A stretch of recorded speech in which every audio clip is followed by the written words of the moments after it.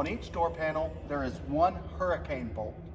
These are mechanical latches used to prevent the door from rolling whenever there's an event like a hurricane coming, everyone's leaving the hangar, then we would close the doors as normal, but then instead of leaving, we would then drop these cane bolts into the drilled holes down here into the concrete, and then that's it. That's all you have to do. Each door panel has a cane bolt and a cane bolt holder on it.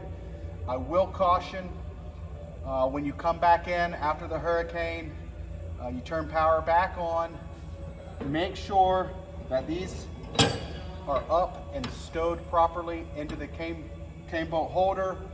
Failure to do so may result in damage to the chain mechanisms, the sprocket, the gearbox, etc.